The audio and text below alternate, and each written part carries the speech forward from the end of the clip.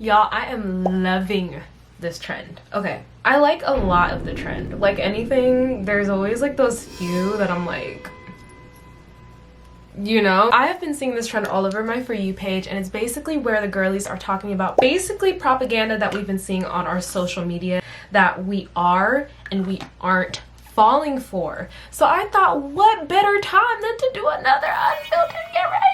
If you're new here, this is what we do. We chop it up, we chit chat a little bit. I actually am in quite a bit of a hurry because I'm going to the car dealership today. Also, everything I'm using will be on the screen because I just want to chat to you guys without having to worry about anything. By the way, get into the shade match. House Labs. Come on now. I'm going to start with the propaganda that I am falling for, and then we're going to get into the real tea, which is the propaganda that I'm not going to be falling for. You cannot pay me. Matcha.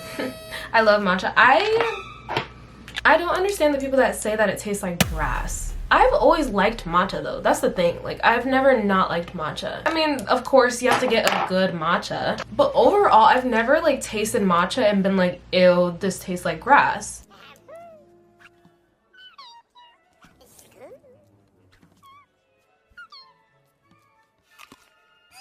But I can see how people can think that. I remember the first time I tasted coffee, I was like, there's no way in hell I would ever like this stuff. And now look at me, I drink coffee a lot. I drink matcha more than coffee, but still. Financial literacy. This isn't really propaganda, this is just common sense, but I just had to throw this in there because I have recently been really on my financial literacy game. I've been really investing into my future, my finances, really getting my shit together. And it's just so important because there have been a lot of things lately that I have been able to like turn around, and like I've been a lot less stressed in general because I've been taking my financial literacy very seriously. And I feel like, listen, we're about to get into tinfoil hat section of the internet right now, but I think it's really wild how our school systems don't teach financial literacy. I feel like that's kind of concerning, though. I feel like that's a little suspicious. It's almost like they want us to be financially illiterate. But what do I know? Moving in freaking silence. I don't ask people things about like how much money they make, their career, stuff like that. And I've noticed it's just because I like to typically keep stuff like that to myself because I know where that comes from when people ask questions about your job and how much money you make and where you live, and it's them trying to size you up basically and see like if you're worth anything to them. And I've just noticed that there have been a lot more benefits in my life when I move in silence. Everything that I've moved in silence in has prospered, and I fear that's not a coincidence. A lot of people didn't even know that I did YouTube besides like a couple of my friends that would help me make videos. Shout out Alex if you're watching this. That's it, really. If people are constantly thinking, oh my god, I wonder what team is doing, I wonder what team is doing, that energy is, I don't want that. You know, there's a lot of weird activities going on, and I don't like that, I don't like that. The right people can remember about me. Gut health. When I started focusing on gut health, my skin improved so much. It changed my periods, it changed my inflammation, it changed my allergies. I don't get as sick as often anymore. Life is good. 8 hours of sleep a night. If you've been around the channel, you already know this, okay? I don't mess around when it comes to sleep. I am getting my full 8 hours, 8 to 9 hours, and 10 hours when I'm on my period. When I was in college and when I was doing like the whole grind mode thing, and even recently, I'm speaking to current me. I was traveling, and so I was like, oh, I can sleep later. And then when I got to Jamaica, of course, I wasn't trying to sleep the whole time. So I was like missing out on a lot of sleep. So I'm definitely missing out on quite a few hours, and I don't feel right. I do not feel right, especially because my period is right around the corner. I feel so like off. Like I feel like my communication isn't all the way there when I don't sleep 8 hours. It's not a great feeling to not have your full 8 hours of sleep. As someone who consistently gets 8 hours of sleep, I even take getting my 8 hours of sleep for granted sometimes because I'm like, you know, what's an hour or two less gonna do? But it really does change your day, how you function, your skin, everything. It literally suffers. They don't call it beauty sleep for no reason, for real. A low freaking screen time, bruh. Have an agenda, have a to-do list. That is how you get off of your phone because you realize how limited time is. When I tell you guys, I am not really addicted to my phone, but I know how people can endlessly scroll because I'm the type of person who I usually have a to-do list for the day. Like, I'm talking about like 8 o'clock, 9 o'clock, 10 o'clock. Even if I don't follow it to the T, I still have a guideline of things that I want to get done and about how long I want it to take to get done. The reason why we stop and sit on our phone and scroll and then it ends up being like an hour later is because we're sitting down and we're bored. We're kind of like, I have things I could do, but I just don't really know where to start. So I'm just gonna like procrastinate and go on my phone. And then you realize by the end of the day, like, oh my God, I wasted my whole freaking day doing nothing, just scrolling on my phone. When I was gone, like we were doing stuff all day basically. Like I barely touched my phone besides to like post. And even posting, I had to like remind myself like, oh, this is my job. Like I gotta go lock in real quick. And just having something to do, having a hobby is so game changing if you're addicted to your phone. Sol de Janeiro. I love Sol de Janeiro. I took my whole little trio, my body oil, my body cream, and the spray with me on vacation, y'all, and I was smelling decadent my entire trip, okay? And I'm gonna be taking it with me everywhere this summer. I'm probably gonna go through so many bottles of that this summer. I genuinely love the way it smells. The girlies were so on to something when it came to the Bum Bum scent. Oh my gosh, like that is my favorite. I like the 68 scent that they have, but my go-to is the Bum Bum scent. I don't even know what it's called, but that is so just perfect. One size setting spray. And a lot of people have been like hating on it lately for some reason, and I was so sad because I left it when I went on vacation. Like that was the one thing I was like relying on because I knew I was going to be doing a lot of swimming and picture taking and adventuring, and I forgot the freaking setting spray, but somehow I still made it work. My makeup still lasted pretty long. I think this powder had a lot to do with it, but you guys, I love the One Size setting spray. It really does lock your face the whole day. I literally did a Sedona trip. We hiked a lot. We went to dinner, and my makeup lasted literally the entire day. Rejection therapy. It's the reason why I started doing YouTube in the first place, you guys. Like, if you want to do something really hard, you have to like do it every single day. You have to do one thing every day that you genuinely do not want to do. And for me, that's workout, swim, and stuff like that. Like, I love water and swimming, but actually like swimming laps, I just did it this morning and it's tiring. It is literally leading me to be the best version of myself. Same thing with going out and taking pictures when I actually look cute and not being worried about what other people are thinking. It genuinely changes your life, and it makes the really, really hard things a lot easier. Women wearing whatever the fuck they want, okay? I am so tired. Oh my God, I'm so tired, you guys, of people being so weird when it comes to the way that women dress. And we've been seeing the conversation on social media a lot about gym attire, and it is so frustrating, bruh, because like I'm someone that grew up doing sports, okay? I was double dutching, dancing when I was in elementary school, softball in middle school. I did track and cheer. In track, we were wearing shorts, and when we were just at practice and stuff, we would wear sports bras and stuff, like, because it's hot. Especially in Arizona. I was doing track in Arizona. It's hot, bruh, and we're working out. It's workout attire. I think a lot of the people who are making this a conversation are really judgmental, and they don't want to admit it, and they judge other people for a lot of other things that they don't know, and that's the one thing that they can socially out loud say with a few people agreeing with them. I think that a lot of it has to do with the person's body. It reminds me of this video I was watching on my For You page of this girl talking about this coworker of hers. She works in a hospital, and she was saying that one of the doctors or something, or one of the professors, they were in school or something, one of the higher ups basically told her that she needed to go get bigger scrubs because of the way that the scrubs fit her, because she had big boobs and a big butt. It's not what you're wearing, it's the men. Oh my God, you guys, I'm doing my makeup so fast today. Like, I barely have time to get into the things that I'm not falling for it, but we're gonna get into it. Starting off strong with hating Hailey Bieber. Yeah, I said it.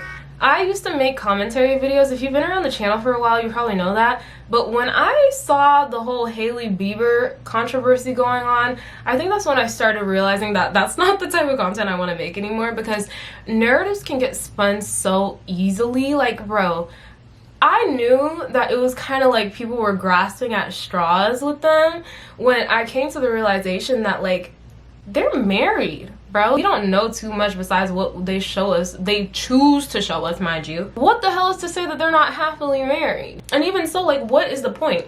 It's not like Hailey Bieber is like this evil human being. If she was not a great person, I would be like, oh, okay, go off then, eat, clock it. But she's done nothing. Well, she has made some racist tweets and stuff. That is tea. That y'all can clock. But like, to harass this girl and to like make it a whole thing, it's old and it's tired. It's like, it doesn't make sense to me. Labubus. Listen, and I'm all for people doing what makes them happy, but I think, again, we're normalizing things that don't need to be normalized. Because some people are collectors, like I mentioned in my previous video about overconsumption. Some people are just collectors. They like to collect shit. They like to collect, like, Pokemon cards and stuff like that. And the Labubus kind of, I could see that, but I feel like what's happening is everything has become this competition of overconsumption. Who can have the most of a thing? And that new thing has become Labubus. Turning off IG likes. You know what? I get it because my job is social media, right? And I am currently working on building my Instagram, so go follow me. I'm gonna have lots of pictures coming out soon, by the way. I'm about to have so many pictures coming out, so make sure you guys go follow me. But turning off your Instagram likes just because it didn't get enough likes or whatever the case may be is so, like, I don't know, like, I get it. I do get it, because as someone who does social media, it's so frustrating, especially when I know that if I had a following, those pictures would do a lot better. Like, if I was more known, and that's the energy that Instagram has. That's why I don't like Instagram. I do like the fact that you can share pictures and stuff like that, but just the energy a lot of the time is very off, you know?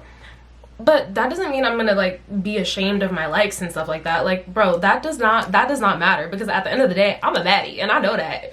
And I know that like when the day comes that my Instagram blows up, those exact pictures are gonna be fire, still as fire. Like, it's not gonna matter. The likes do not matter. You just have to be consistent.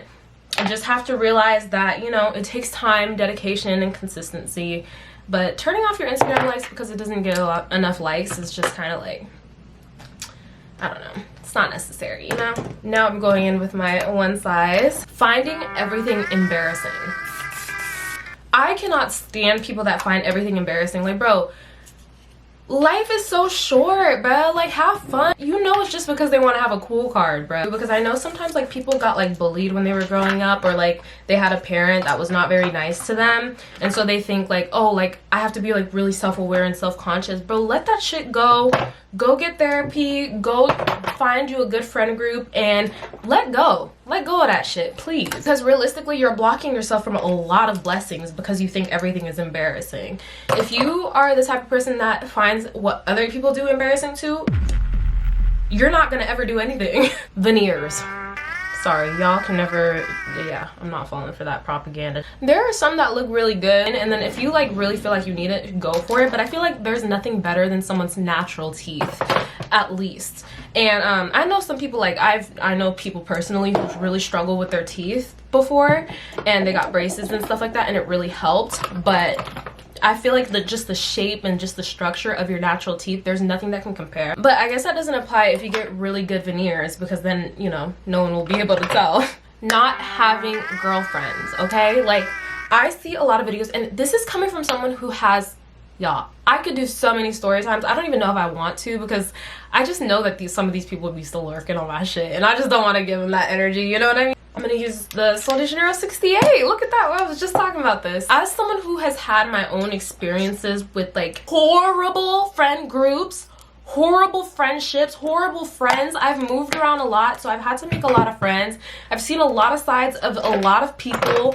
Anyone who's moved around a lot as a kid knows what I'm talking about. I've made friends that used me. I've gotten into fights with friends that I thought were really close to me, and then had my other friends watch and chime in and try to like gang up against me.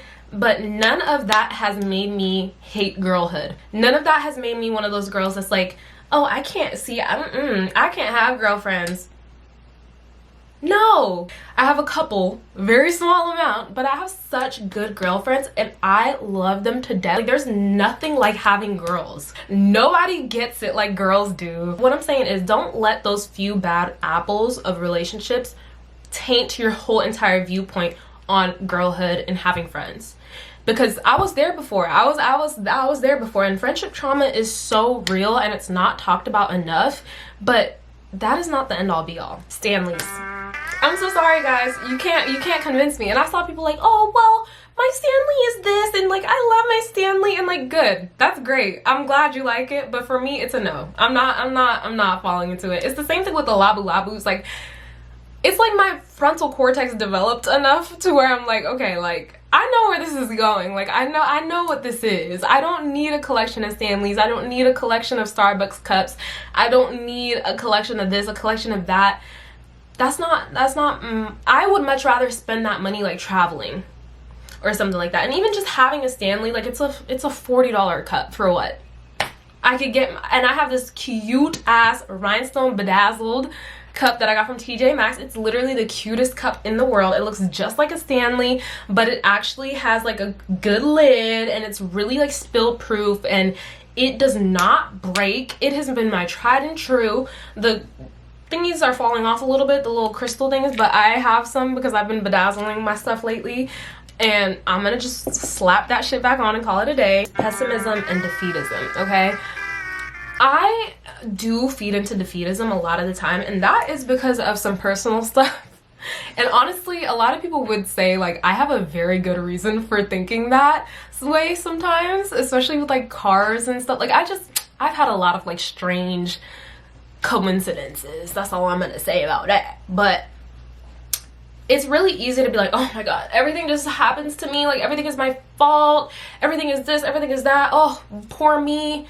Bro, there is a lot more to life than that. Even people who get super like upset about little things, or like are really easily triggered, or like they get super upset. For example, oh my god, this is a perfect example.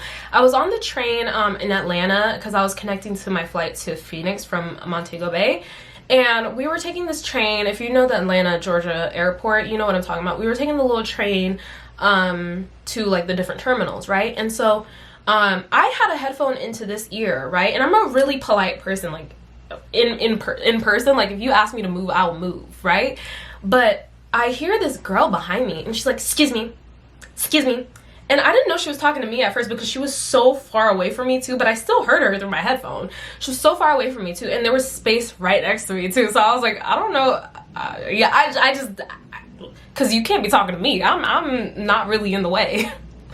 And then her husband taps me on the shoulder, excuse me. First of all, don't touch me. Second of all, okay, like whatever. And then I didn't even move. They just tapped my shoulder and went around me in the space that was there in the first place. And he like had this huge attitude, and I'm like, that is such a miserable way of living life. It is. And I witnessed so many other people do the same thing, but in a more like light way, like in a not serious, like, oh, excuse me, ma'am, sorry, I just need to, you know what I mean? And I had to do a lot of that too. It's an airport. You're gonna have to do a lot of excuse me. Some people might not move, some people might. You just go around and find your way. But people who like thrive and live into this pessimistic defeatism, like trying to find and cling on to everything negative that they can, it's just so draining. And it can be draining when you do it to yourself too. We all do it, okay, to some extent, but it's good to like acknowledge it and hold yourself accountable. Anyways, girlies, this was such a fun video to film. Let me know if I should do a part 2, 3, 4, 5, because there's lots of propagandas that I am absolutely not gonna fall for. Anyways, girlies, it has been your girl Tima, and I'll see you on another video soon. Bye, girl.